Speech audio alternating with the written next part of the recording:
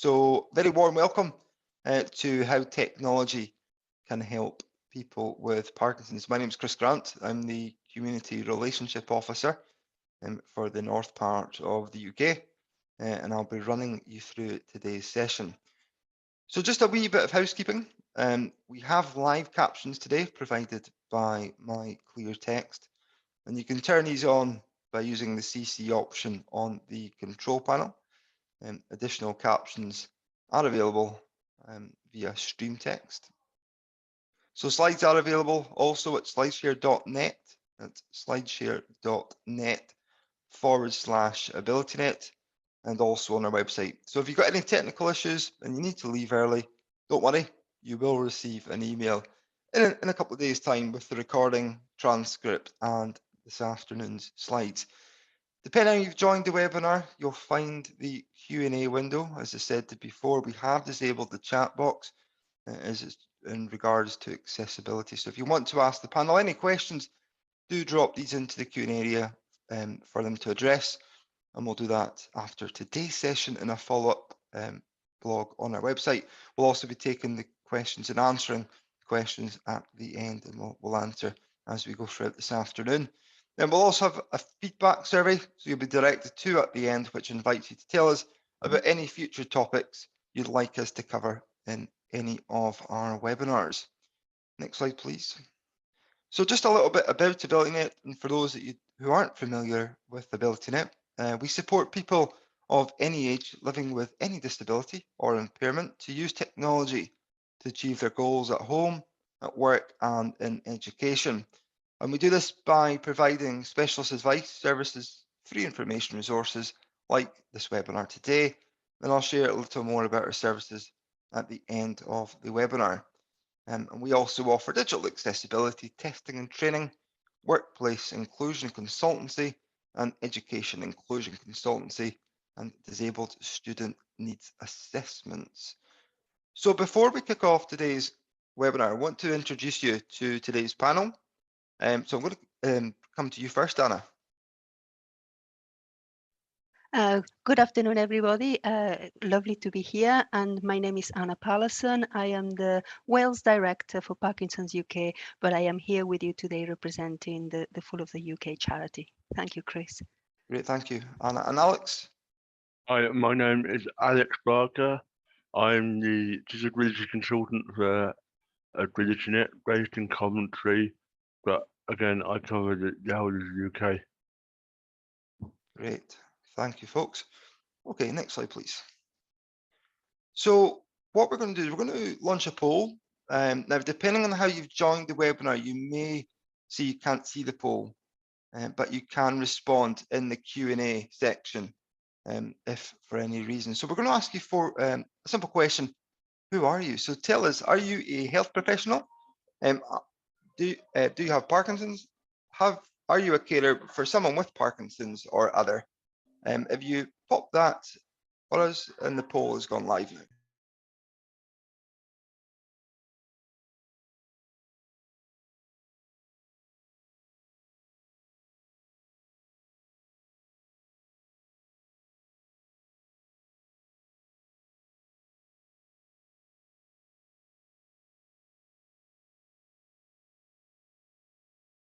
Just give another minute or so.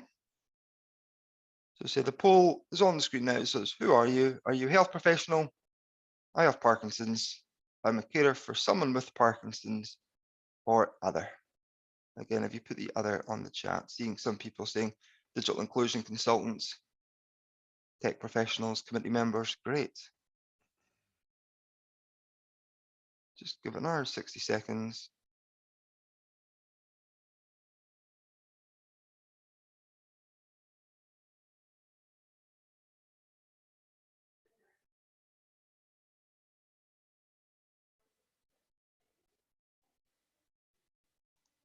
Okay, brilliant. I think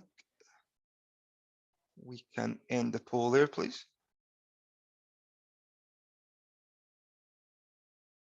So a complete mix of participants this afternoon. 26% health professionals, 29 people. 20 people have Parkinson's, 8 people say I'm a carer for someone with Parkinson's, and 56 people saying others. So you're all very welcome anyway to this afternoon's presentation. Next slide, please. Great, so we're going to hand over to Anna, and we're really excited about this afternoon. So all over to you, Anna. Thank you very much, Chris. So yes, if we can go to the next slide, please, honey. I do apologize. I'm absolutely sure that for many, if not most, or all of you will be well aware of what Parkinson's is, but I thought it would be important that we kind of departed from a common knowledge base. So just a very quick recap on really what Parkinson's is. So it is a progressive neurological condition. It affects approximately 145,000 people across the UK. However, it is the fastest growing neurological condition in the world. So that is telling us the importance of today's webinar, really. And now symptoms usually start when there is a loss of control of movement, or the controlling of movement cannot be done as normally. Next slide, please. Very briefly, the three main symptoms usually will be tremor, slowness of movement, and rigidity. However, that's not necessarily always, but is normally what the main symptoms that are detected. However, there are over 40 symptoms associated with Parkinson's, and many of these are really as severe for the individual, but always invisible to others. So that's something to take into account as well.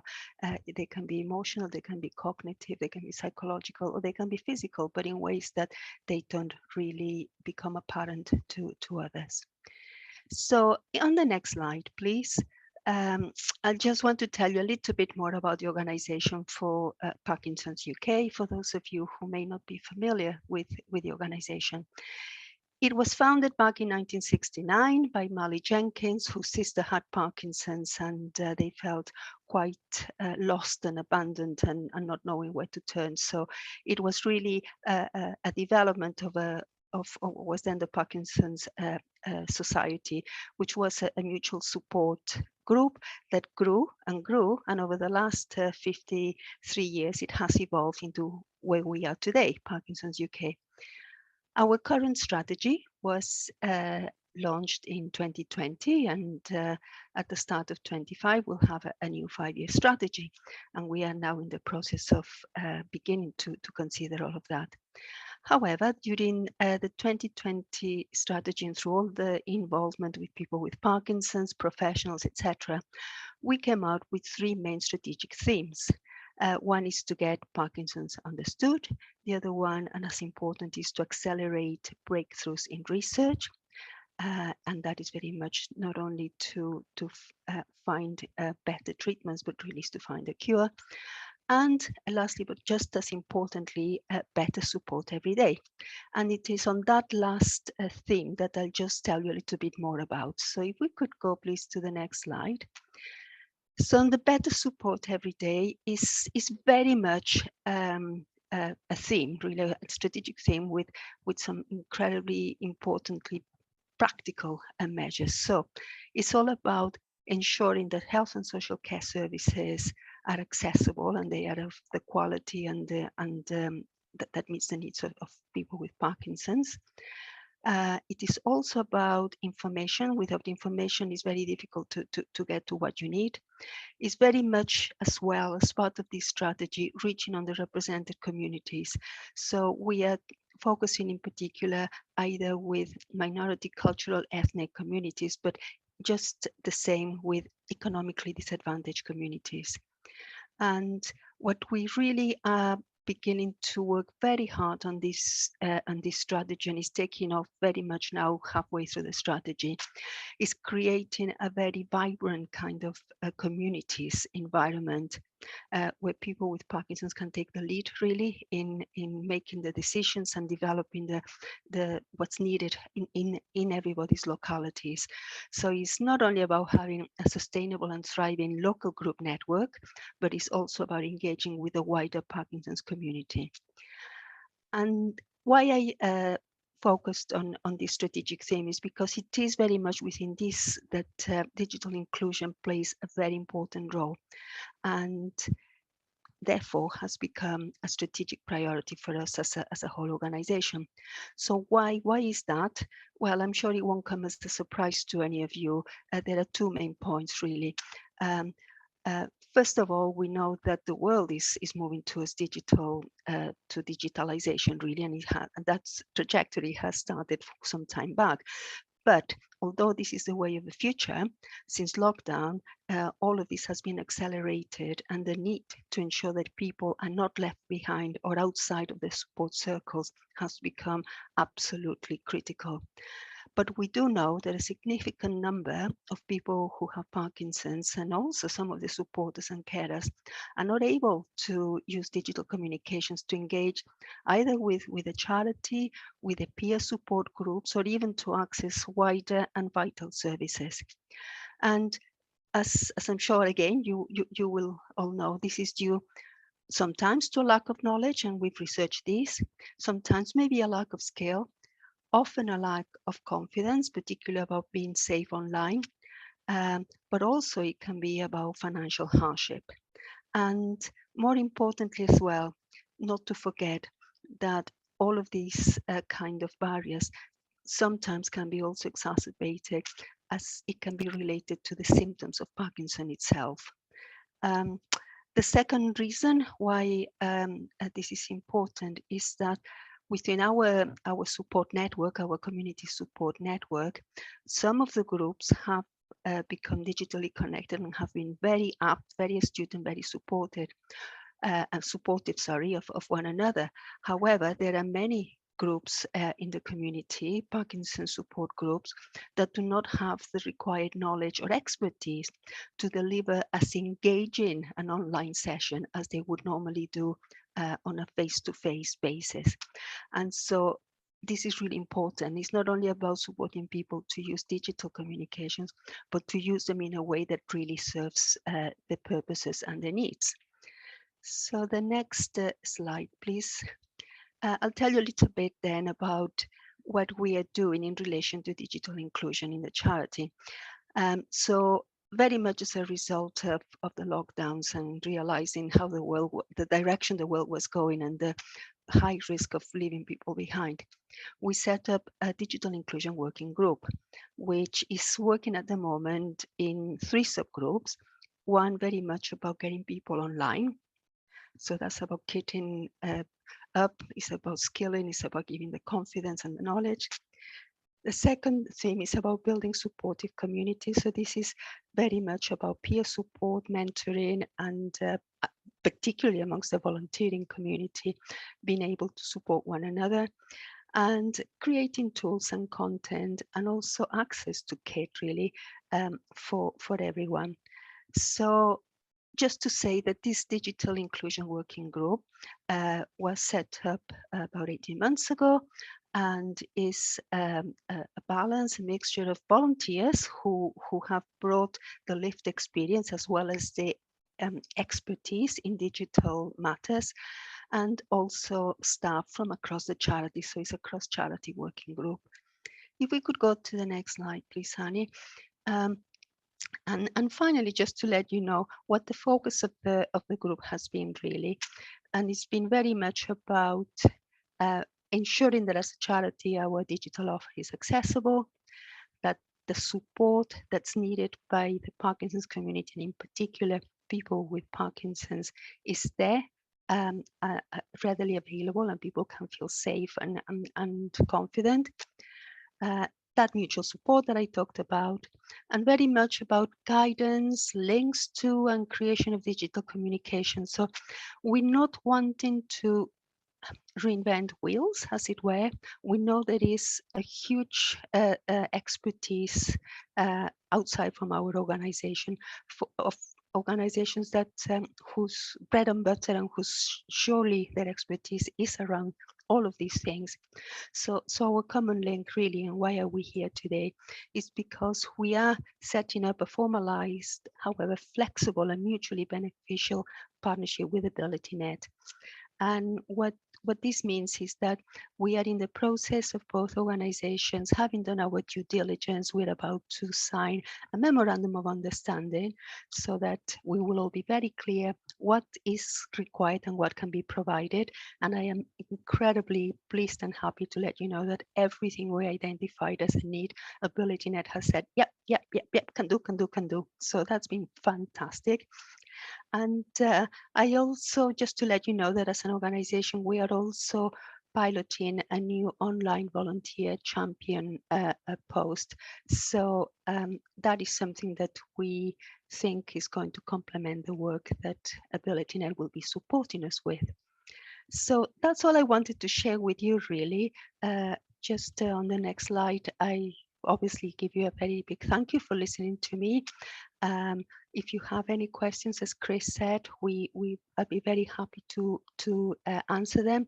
If I cannot answer them and no one else in the panel is able to, which I doubt, I will make absolutely sure that they are answered and then circulated, as Chris said at the start.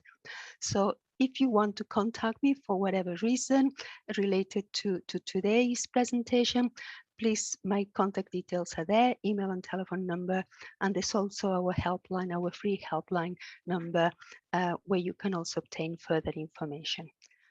Thank you very much, and I hand over back to you, Chris.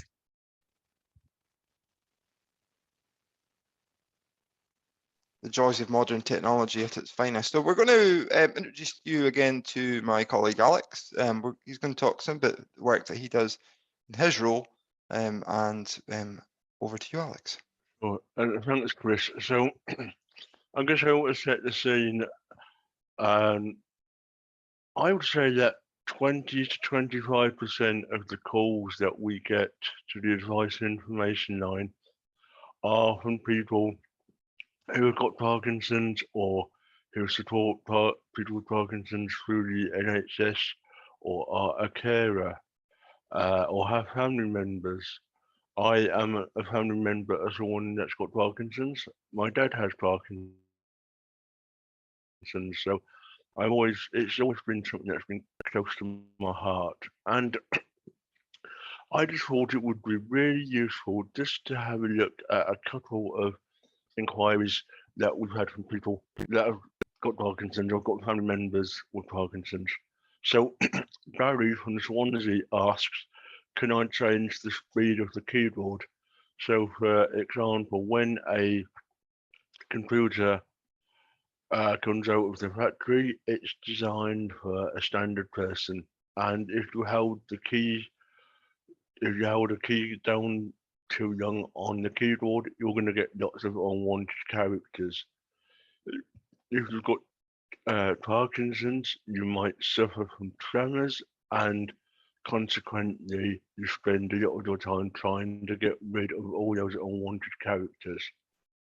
But there's an easy solution.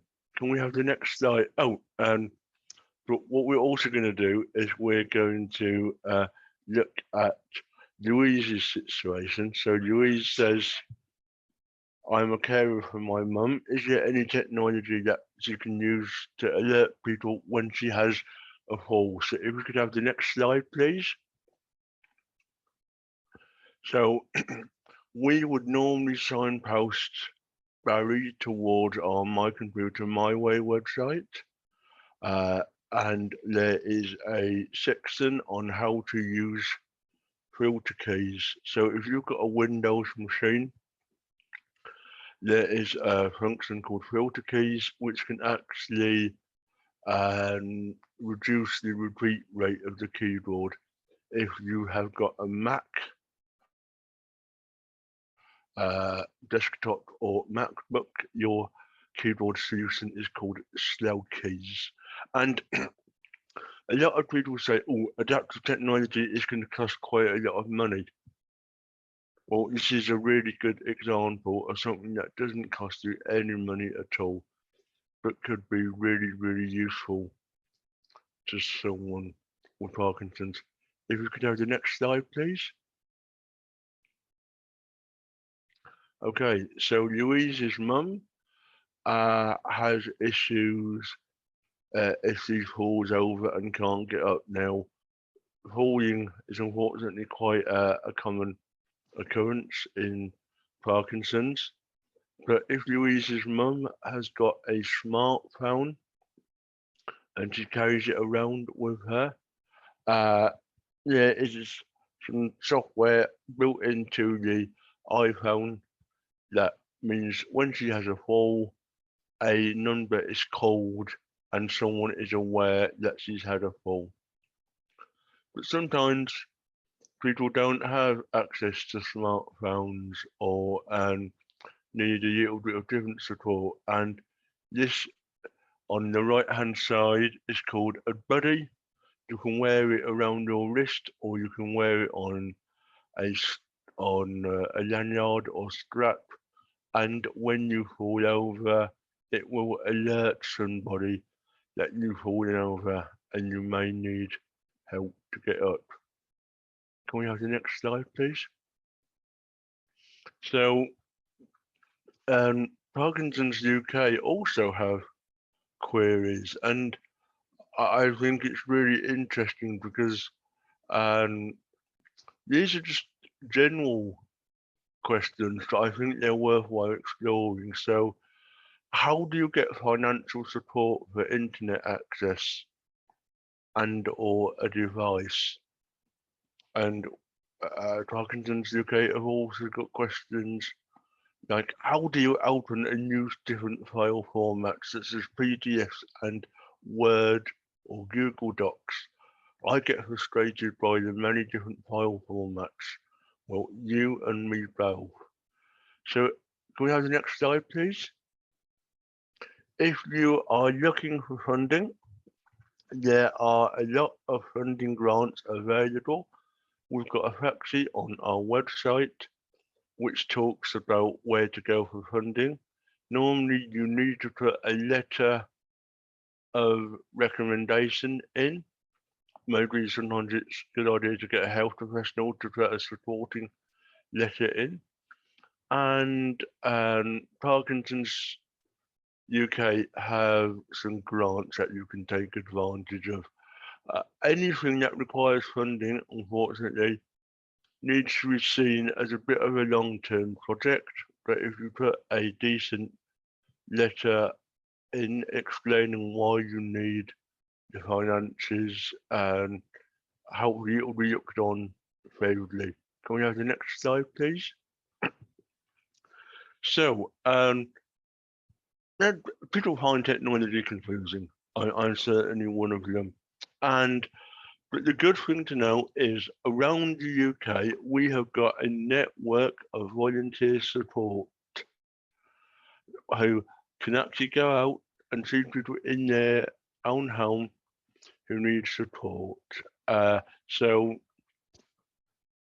if you are lacking from confidence in technology, or if you've got some paper jammed in your printer and you can't get it out, or if you've just bought a new computer but you want the data transferred from your old computer to your new computer, you can give us a call on 0800 048 7642 or email us at inquiries@abilitynet.org.uk and we will get you or a family member up and running again, because as Anna says, it's so vital these days to be connected, and if you're disconnected, it can be a real difficulty. Next slide, please. So on behalf of Anna and me, we would like to say thank you for taking some time out of your day. Everyone's having lots of webinars and meetings, but it's great that you've been able to join us.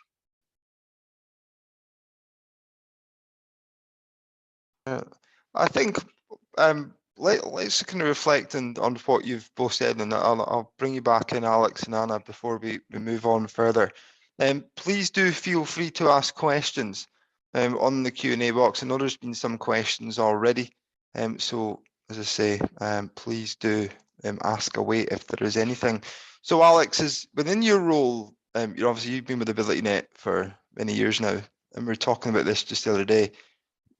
When you're providing that support, and say, for example, someone is jumping in to the digital world for the first time, because many of us have had to embrace technology because of COVID, or someone's decided to take that jump. What advice would you give to an individual the first time of simply phoning us looking for that support required? First thing is try to work out what you want to do with a device. If you haven't got anything, if you're starting from scratch, it's a good idea to try and work out what you want to do. Do you want to do your shopping online? Or do you just want to watch cat videos on YouTube? And just have some ideas about maybe how much you want to spend as well, because a lot of people come to us and they say, I don't know what I want, I don't know how much to spend, and sometimes you've got to tease it out of them by asking lots of questions about what you actually want to do with the device, whether I know an iPad's more appropriate than a desktop or a laptop. So it's all about asking the questions and trying to tease it out of from the client about what they actually want to do. Great. And Anna, obviously we've got the helpline number up there. Tell us a bit, if you can, a little bit more about the helpline. From your, what are the kind of general questions that people ask when they phone through? Thank you, Chris. The majority of questions that we receive through the helpline is very much about access to support services, not unusual from people who might have been newly diagnosed and feeling sometimes a little bit lost, not knowing what to do or where to get information. Also from family and friends, particularly of people who have been newly diagnosed, who obviously are concerned and often are the first ones to make that first step in gathering information and getting well informed. From time to time, we also get questions around technology and accessibility and those sorts of things. A lot of the questions are also around access to financial support, such as welfare benefits or the grants that Alex alluded to. So in general, that's what the helpline does. We have very well trained and expert staff who work on the helpline, and whatever the question, if it's not answered there and then, people will come back very shortly with the answer. But we have nurses and we have other experts who work in the helpline to support people. We also have an online forum, and that is where people who have Parkinson's themselves communicate with one another in an open online forum. And that is where some of the questions more pertinent to today's topic tend to be raised around, I have an issue with this particular device, so has anybody used this, any tips, any ideas? And that's where people are supporting one another to a degree on supporting those sorts of queries. I don't know, Chris, whether it would help. There was a question earlier on the Q&A around people with Parkinson's having difficulties using apps. Yeah, please, if you can answer that for Karan, that'd be great. Whilst obviously every individual is different and every individual will have different areas of difficulty in operating apps, whether because of mobility or tremor or because of cognition or for whatever reason. However, we do have a page in our website, which I'll put the link to it in the Q&A in a moment, but it's a page that takes you to an area of our research department where people with Parkinson's and our researchers have worked together to test various apps and devices for Parkinson's. And all of those apps and devices that have been rigorously tested and where people have said, yeah, I found this genuinely useful, I would recommend it to other people with Parkinson's, or I would continue to use after testing. All of those apps and devices that fall under those three categories are listed with links to more information, etc., on this part of our website. So to give you an example, there are apps that are there to support you to get better quality sleep, to help you with speech and communications, to capture your mood and express how you're feeling. So about well-being, about swallowing, um, also apps about providing kind of tailored daily exercise to help your mobility, or to also capture stories and memories to create a lasting record of the individual's lives and family history. And all of these, as I say, are available with access to, the link to them on the web page, which I am just about to put on the Q&A. Just while you're doing that, Anna, let me come back to you with a question about Helpline, and then we're going to take some Q&As because there's lots of questions. What I would suggest is if you do have a question for Anna or for Alex, or perhaps about our volunteer service that could support you or support your organisation, please do ask the question on the chat. We'll be more than happy to answer. But coming back to the Helpline, though, Anna, you said you get several calls. Who has access to this helpline? Is it just patients themselves? Is there families? Is it professionals? Is it a bit of everyone? Absolutely anybody can access our helpline. It could be an individual who has Parkinson's, a loved one. It could be a professional who may have a specific query. Obviously, our website has a specific area aimed at professionals, but professionals in any field who may have a query either because they're new to working with someone with Parkinson's, could be in social services, could be even in health services, could be in any other field, or even those who are already expert but may have a specific query can access our helpline. Great, no, that's fantastic. I'm going to come to you, Alex. There's been a couple of questions around the tech side. So I'm going to come to a question from Gizzy Dunlop. She says, touch accommodations and accessibility settings in iPhone can help with this. There's a follow-up from Vivinder. I believe there's something similar in the Android operating system. Accessibility, I suppose, Alex, is your forte. I would say the accessibility settings are very good both on Android and iOS. Is there anything that you could suggest tweaking in the accessibility settings to make it better for someone? Sure. So I guess the first thing I would say is that there are lots of really good functionality built into both Android and Apple. Although I'd probably make the point that on iOS devices there's probably more accessible things that you can do. If you have poor motor control, but your voice is really, really good, I would certainly suggest you using Siri to do certain tasks. So, for example, I can get Siri to call your number or to send a message, or you can even set your phone up to auto answer a call, and you can do the same within the Google operating system. The other thing that I would say is that if you haven't got very good motor control and you've got an iPad, you might be and that is of course Siri going off. Thank you, Siri. You can actually connect via Bluetooth. You can connect a mouse or a rollable or a keyboard up to your iPad to make it even more accessible. But if you've got any accessibility queries on how to do something, you can look at the My Computer My Way section on our website, or you can certainly drop us an email. Thanks. So yeah, the My Computer My Way is a great resource to use, and it has been recently updated. So please do check out on the AbilityNet website.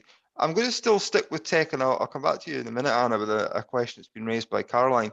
So Alex, do you know about the light technology to overcome tremors? E.g., I think it helps to concentrate on following a light rather than thinking about walking. Remember Alexa when thinking about contacting people in the event of a fall of an emergency. Also, Hey Siri when using a mobile but having a tremor. Hopefully no one's got Alexa or Siri on, I've not woken them up or anything. What's your thoughts on light technology, Alex? So I've got to say that I don't know about light technology per se, but I can certainly answer questions about Alexa. So yes, if you've got an Alexa device, you might want to use that because, for example, if you've got difficulties holding a phone and if you've got tremors, you can actually set Alexa up to dial numbers. So I can call my parents on their landline. I can call my parents-in-law on their Alexa device, and of course, I don't have to mess around with the buttons on the phone. So I can certainly use Alexa. And if you have a fall and you need to call an emergency number, you can set up Alexa to call with an emergency number as well. I will go and do some research on the light issues because it's not something that I can really comment on. Okay, thank you. Anne, I'll come back to you. So Caroline Bent's asking, can you please expand on what the Parkinsons UK offer is? We need to draw in the isolated rural PWPs who we can only reach by post or by phone. We need to be able to tell them what help Parkinson's offers. Links to its website is no use to those who have no internet connection. Indeed, thank you for that question, Claire, and a very pertinent one, and very much what we should be addressing is those people who are not digitally included for whatever reason. As an organization, we obviously have the helpline, which is always the first point of contact for anyone. It's a free service, and through the helpline, those people for whom a website would be of no use, any query, any question will be supported and answered. So for example, we have a service of Parkinson's advisors who will actually do home visits when required. Will do telephone support, will do home visits in order to support families with emotional support, with claiming welfare benefits, with understanding what are the support groups or activities available locally, and support them to link with that. So for example, there may be a local activity group or a support group nearby that the person could be introduced to, and then obviously that person would be welcomed and supported to attend and get that kind of mutual support and benefit from that. Some of the groups, activity groups, provide, as the name says, some therapist days where perhaps physiotherapists or occupational therapists or speech and language therapists may attend and do very practical sessions. May also be offering things like Tai Chi or yoga, because there is a well-established body of research, as I'm sure, Caroline, you will know, that demonstrates that physical activity, being active and exercise are incredibly beneficial to slow and the symptoms and manage the symptoms of Parkinson's. So some of the groups provide that. Some of the groups provide more of a kind of a conversational session, may have outside speakers, may also organize trips. So it's a mixture of social and kind of peer and mutual support. But if you contact the helpline, we're very aware of the difficulty of reaching sparsely populated rural communities, and particularly in the Highlands in Scotland, for example. But across Wales and England, Northern Ireland, you know, we all have those issues, don't we? And if the helpline is not able to provide the immediate answer, the helpline will make sure that you are connected to another member of staff who will then support you with that query. What I would say too, just kind of following now from Anna, I was really privileged to go to some of the members events last year, which I met. I've just seen some of the names I recognise on the call this afternoon, and I was taken and thought how amazing that, you know, during the pandemic, groups obviously couldn't meet face to face, but what was going on in the backgrounds, the phone calls to members to make sure everything was okay. I was taken really, may just be me being my geography up here in the Highlands, taken back by what the group was doing up here with Heather. And it was amazing. And you hear from, you know, yes, technology is fantastic, but actually, as you quite clearly say, as people with no internet, what can you do to provide them with that little bit of more support, whether it's virtual colouring in or something like that? It is really, really important. Alex, I think you wanted to say something there. Sure. I just wanted to go back to the question about light therapy, and I've just used my best friend, that's called Google, to do a quick bit of research, and there is some data on Google relating to light, whether light is going to, certain types of light are going to help people with Parkinson's. That's not something that we could really comment on, because that's veering towards medical expertise, and AbilityNet does not have that sort of expertise. It would be something that I think you would need to talk to your Parkinson's health professional about, or even going to the helpline. But I do know there is some research being done. Great. I'm going to come to a question. I think I'm going to direct this both at yourself, Alex, and Anna, and it's a really good question that's been raised. So it says, I'm working on making technology more accessible, particularly in the financial sector. What are some of the main pain points when using technology? What's the experience of someone with Parkinson's using an ATM, and how could it be improved? I think that's an absolutely great question. Anna, I'll come to you first if that's okay. It's a really interesting question, and one that I don't have the answer at hand, but certainly something that I will take back and speak to my colleagues in the research department, because I mean, ATM, mobile phones, there's another question here, as well as mobile phones. If you have a persistent tremor, it can be very difficult. So what I will do, if that is acceptable, I will come back through Chris with some answers on what work we've done on that, and how we could potentially support in that area, really.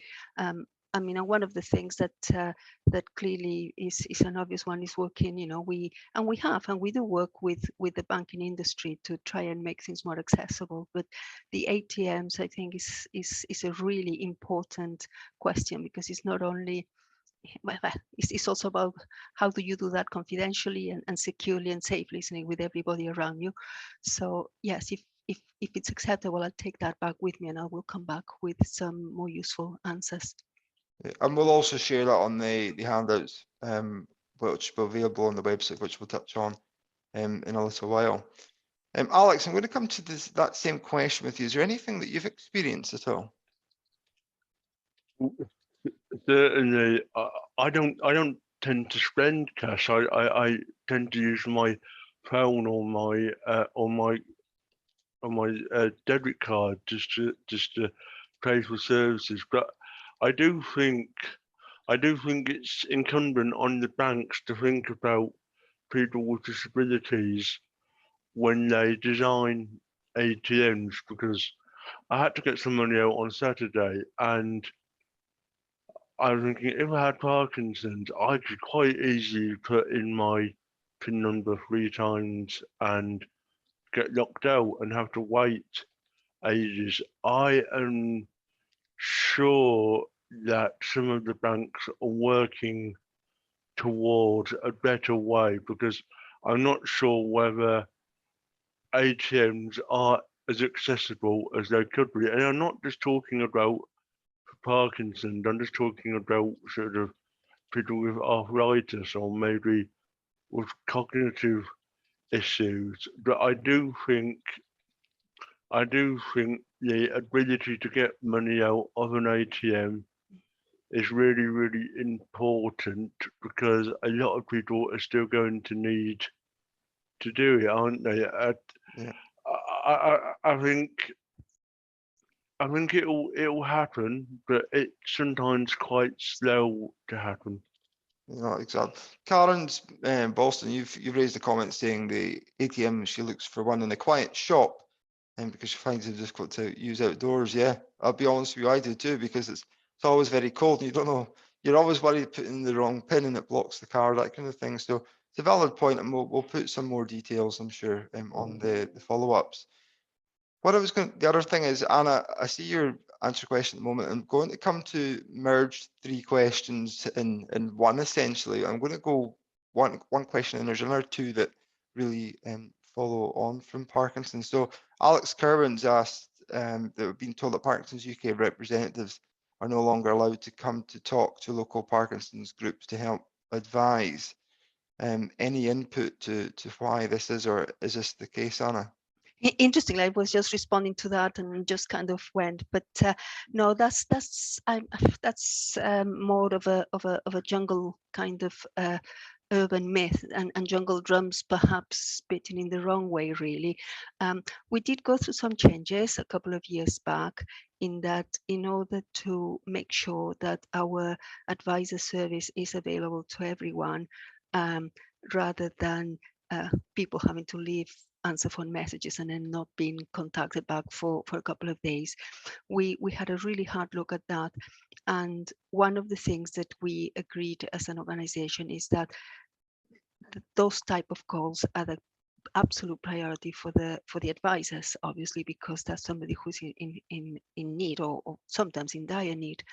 That doesn't mean to say that visits to our kind of group network or to clinics or to other kind of networking or information sessions have stopped. What we are asking is if, for example, the one particular local group has some real need for specific information, for advice, maybe some of the members require some support, absolutely the advisor will attend the group and will provide you with what you require. That hasn't stopped. But what we are doing is making sure that those visits are really focused and that people get the best out of it, so that the advisor is maybe not replying to some calls that are coming through the telephone or whatever, but are doing just an equally important role in the community. So I think that might have been a bit of a misunderstanding that went out at the time of that change, but I would like to reassure that that's not the case, and that and that if you have if you have any kind of queries or you have had a bad experience or any questions on that, please, my contact details are on the slide there, and I'll be very happy to either have a conversation on this or put you in contact with your local advisor so that you can sort it directly. But please be assured that we're not stopping those important visits. Great. And the other thing, I suppose, too, Anna, which we could do in due course too, is that do a joint visit. So we, one of our AbilityNet volunteers may be able to come out with someone from Parkinsons UK, and we can do a joint presentation. Absolutely, absolutely, and that's very much, isn't it, Chris? I mean, today is our first online kind of public-facing joint presentation as part of the partnership that we are developing. Yep. And what we want is to get stronger and stronger in relation to supporting people with technology related queries and support by working and strengthening this partnership. So yeah, absolutely, hand in hand with AbilityNet is something that's going to be very helpful. And there was another comment earlier on from Nick from Digital Communities Wales. In Wales, definitely we have worked closely with Digital Communities Wales, and they have been absolutely brilliant to providing us with online training for people already online but who wanted to improve their skills. But Digital Communities Wales is another area of support. It's obviously specifically to Wales that we can also call upon and have been incredibly helpful. Great, thank you. And just wrapping up the questions, one from Jonathan Bromley. So he says, you presented a brilliant and wide-ranging offer, but we occasionally encounter people who, through economic deprivation, lack of social connectedness, or other disadvantage, not only are they not online, but aren't even aware of potential benefits. What's your suggestions for reaching those marginalised folk more effectively? especially when we don't even know know that they are there. And I'll keep this question with you. Thank you, Jonathan. Okay, so if we recall back to one of the slides that I shared with you about better support every day, and one of our key strategic priorities for this current strategy is to reach people who are perhaps living in, who have been underserved, basically, and a proportion, a significant proportion of that cohort will be people who may be financially and economically disadvantaged, or in areas where perhaps support services are not reaching as they should. What we have done as an organization, and this is through our team of area development managers across the UK, we have actually done a mapping exercise looking at census, indices of socioeconomic deprivation, and other kind of official sources of data, where we have mapped where those communities and where those kind of areas are vis-a-vis and in relation to Parkinson's prevalence. And so we have married those to identify the sort of the most relevant areas where we want to work and where we want to be able to reach out. So as a result of that, the various teams across the UK are working with partner organizations who may already have a foot strongly on the ground, who are opening doors for us to reach and to start presenting through a cafe tie style or a community information day, which has been more challenging, obviously, since the pandemic, because it's not only about people not having digital connectedness, but it's also about people not being able to be close to one another. So we've initially done it online, but as we are gradually, as the world is gradually reopening, we are also we are actually already attending community events where we are able to present what Parkinson's is able to do, how we are able to support. We will be presenting this partnership with AbilityNet and in Wales, Scotland, Northern Ireland with other local organizations, like I mentioned, Digital Communities Wales, so that we can really start supporting people who would have otherwise not really known about what's there in terms of information, advice and support. So it's a gradual and slow process, but one that we definitely wholeheartedly are working towards. Superb, thank you. Okay, Annie, next slide, please. So you can contact AbilityNet for free and impartial advice. So our advice information line number is 0800 048 7642. And the number is on the screen, so it's 0800 048 7642. We have got the website, so it's at www.abilitynet.org.uk. You can email us through our inquiries, so it's inquiries@abilitynet.org.uk. We're on all the social media platforms, Twitter, Facebook, LinkedIn, lots of various things. Please do check it out. What I should say too is if you are a community group on the call this afternoon, and you'd like to have a chat and see how we can support you, please do get in touch with us. We'd love to hear from you, and maybe do some collaboration with Anna and the team at Parkinsons UK to support your group. Series of web training sessions coming up, starting tomorrow. It's removing visual barriers at 1 p.m. tomorrow. It's Wednesday, the 9th of March. The Wednesday, the 23rd of March, Alex is back at 10 a.m. Around removing physical barriers. Next one following that again is removing neurodiversity barriers. It's Wednesday, the 20th of April at 10 a.m. And the last one on that series is removing mental health barriers. That's Wednesday, the 4th of May at 1 p.m. Now you can save 10%. Everyone likes a good bargain, and the sessions are always good. I can assure you that. The discount code is on the screen, which is AbilityNet Webinar 10, and you can book today at www.abilitynet.org.uk/training. This links, of course, will also be on the website. Next slide, please. So again, a huge thank you for joining us this afternoon. You can check out our newsletter, which is at abilitynet.org.uk/newsletter. Great latest announcements about digital accessibility, and we've also a suite of accessibility services to suit all types of organisations. And finally, don't forget about our next webinar, which takes place on the 22nd of March, which is Higher and Further Education Public Sector, with guests from the University of Northampton and the University of Bedfordshire. And in this webinar, it's going to be great. You'll learn from UK university practitioners about their approach to making accessible improvements for students and staff with neurodivergent conditions, including autism, Asperger's, attention deficit hyperactivity disorder, dyslexia, dysphagia, Tourette syndrome, and symphonasia. But again, a huge thank you for coming today. Thank you to Alex and to Anna, as always, brilliant.